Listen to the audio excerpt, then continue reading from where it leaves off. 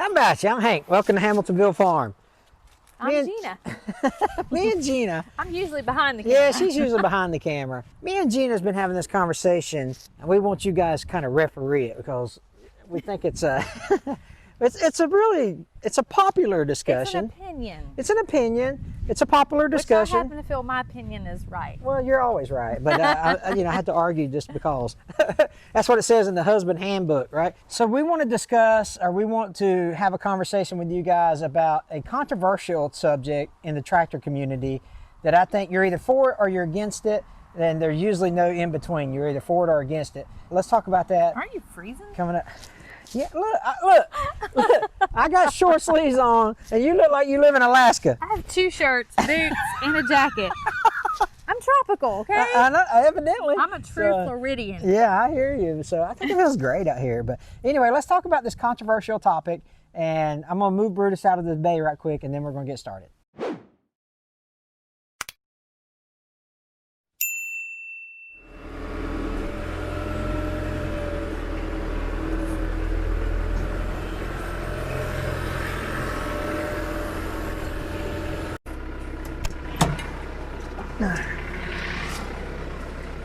All right, you ready? Left your tractor running. Huh?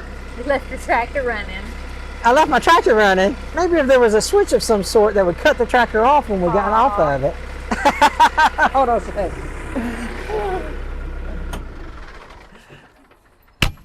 So that is our exact conversation. Yep. That is what our whole opinionated conversation has been about this morning. The conversations we've been having is, should you or should you not disable a seat safety switch? That's kind of what we've been talking about. If you go to Google, you can see that you can search for how to bypass a seat safety switch, and look how many results that you get. Holy cow, that's a ton of them. And people are not only searching Google for it, they're actually looking for instructions on YouTube through videos and things like that. Mm-hmm. Take a look at this YouTube search that you got. I mean, look, there's videos that go into the tens of thousands, even the hundreds of thousands of views on how to disable a seat safety switch.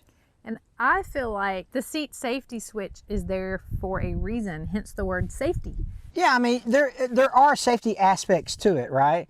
So why do you feel like, what's your perspective, and why are you making that decision? So it's kind of like a car seat belt. There's a law that says you have to wear a seat belt. There used to not be. Like when I was growing up, It wasn't a law, but it was an option. Hey, listen, we would sit facing backwards in a station wagon. Yeah, like really. But so that safety, the seat belt is there for your safety, to keep you from getting thrown from the vehicle. But there are people of the opinion today that don't think you should wear a seatbelt because they feel like, okay, 50% of the people that are in car accidents, some of them say if they had been wearing a seatbelt, they would have gotten saved, or if they haven't been wearing were not wearing a seatbelt, they would have lived or survived. So a tractor safety switch, to me, in the case of not necessarily using the safety, having to have the safety switch to crank the tractor, but to in case you have to exit the tractor. So you're saying you're okay with like a partial safety switch? Right, I guess. Okay. Not necessarily a safety switch to to crank the tractor, like you have to be sitting on the seat for the engine to engage. Okay. But more of like a safety feature, like if you have to get off the tractor in a hurry or you fall off the tractor, that it would cut the tractor off. For instance, tell them the story of when you were a kid. Case in point, the guy that fell off the tractor. Yeah, you're right. When I was, I don't know, 10, 12 years old, something like that. So the county maintained property across the street from us. And they brought in this 12-foot wide bat wing or whatever to bush hog the field with. And one day, this old gentleman that is the county employee, he was probably 60, 70 years old, almost close to retirement. And he's got this open station tractor, and he's pulling this big bat wing, and he runs over a yellow jacket's nest in the ground. And I'm sitting on my front porch because our house was across the street, and we could look out over this big field. And we see this guy, and he jumps off the tractor. Well, when he jumps off the tractor continues to go. And it continues to cut grass, and it continues to go, and it's going toward the road at this point. So the gentleman makes a decision in his mind, hey, I'm going to jump back on this tractor, and I'm going to keep it from going into the road. Well, that was it was a fatal mistake. He literally, as he went to go jump back onto the open station tractor, he got caught on the rear wheel. He was drug under the tractor, and literally decapitated by the bush hog. And, you know, we witnessed this. My brother, my dad were all sitting on the front porch. It's terrible. It was terrible. It's horrible. And, you know, if he would have had a safety switch like you were talking about, then he wouldn't have killed the engine. Kind of like, you know, on boats, how you have like the little lanyard connected to the switch, and if you get thrown from the boat, it disengages. Now, I think that's a better option, like a lanyard. Maybe I need to invent that. Maybe you do. How much money can we make off that, you reckon? But they do make safety switches where you have to be on the seat to start the tractor. Now, Branson makes a subcompact that let's go up to Cloud Auto Parts. Let's take a look at their 2205 that has a particular style of safety switch on it that may be different from some other ones. Okay, let's take a look. So if you lift this up, you can see that it's got a safety switch in it. This is the Branson 2205 model. And this safety switch actually acts a little different than some of the other ones. For this safety switch, what you got to do is you actually have to be seated in the tractor itself. And then you depress the clutch, and turn the switch.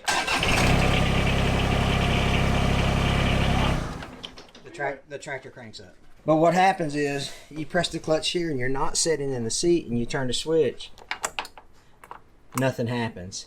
So you can see that the key is not activated until you actually sit in the seat, and that's why this feature on the seat safety switch is so necessary for you to actually be in the seat to crank the tractor.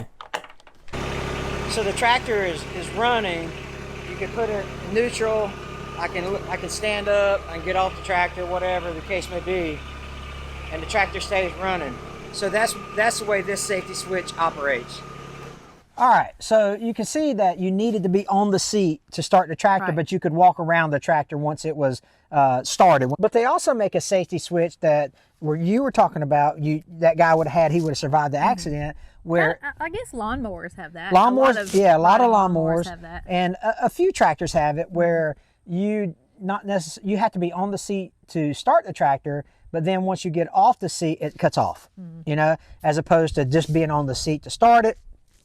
You get off the seat, the tractor cuts off. So you're looking at it from a perspective of someone don't want to collect insurance on their husband or something.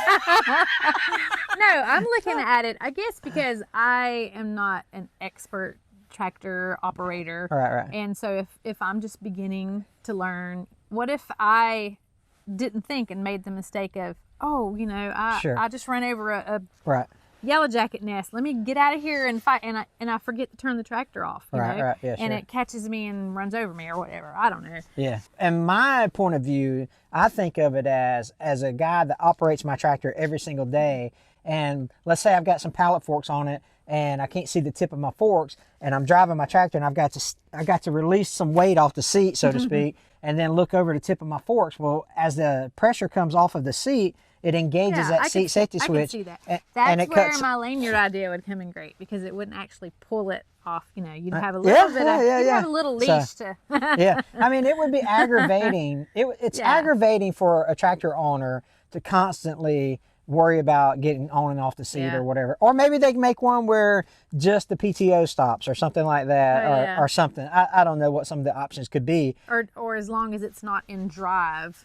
Maybe it clicks it to neutral or something. Yeah, exactly. Yeah. So, but it's a conversation. And so if you've been on any tractor group, on any forum or any Facebook group, you've seen this question. This is the most controversial thing that you can see on there, right? Is strapping down tractors to trailers, seat safety switches, and one that ranks right up there with it is seat belts. Wearing seat belts on a tractor. On a tractor. See, I don't think that. I don't think that would be safe, because if you rolled the tractor or something. Well, on mine. Well, yeah, you have a cab, but. Yeah, see? So there's all kind of variables, right? Yes, yeah. So this is, if you've been on a Facebook group, you've seen people argue about it. One thing about the Facebook groups man, it brings out the safety police, on it. Man, I'm telling you, it's crazy. Hey, by the way, if you're on Facebook, check out Hamiltonville Farm on Facebook. We'd appreciate you going over there and liking our page, and we're trying to build that presence up over there, but that's beside the point. But anyway, so there's some pros and there's some cons on the seat safety switch. Now, I can understand why they have the safety switch where you have to be in the seat to engage the tractor. Right. Because you don't want to, you have like a spider on you. Oh, no.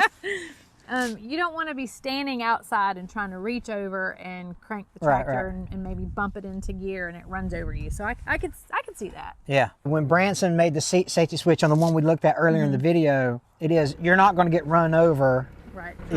But you can still you can look over the hood of the tractor. Right. You can still operate it and things like that when you're out of the seat, but you have to start it.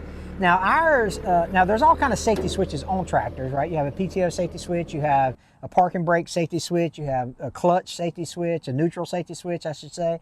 So there's all kind of safety switches built in, and a lot of that has to do with insurance work and things like that, because they don't want to, the insurance companies want to try to keep you as safe as possible, so they don't have to pay out, right? So they like taking your money. They don't like, they don't like giving it to you. But anyway, so there are safety features that are appropriate, but I'm a You don't like to be inconvenienced. Yeah, that's your that's problem. True. That's a true statement. I like to be able to get on my tractor and go, because I have to, in the 5220, I have to depress the clutch and be in neutral to start the tractor up, and then I can put it in gear and go. But after a while, that's kind of a built-in safety feature. It is. It is. So the tractor's not going to lunge on you. Like when we cranked up the Oliver back in 1955, the Oliver did not have any safety switches on it. And I thought you said when we cranked it back in 1955. No, the 1955 Oliver we got, it doesn't have any safety switches. So like literally when we bumped it the first time, it tried to take off. And I was like, oh man, golly.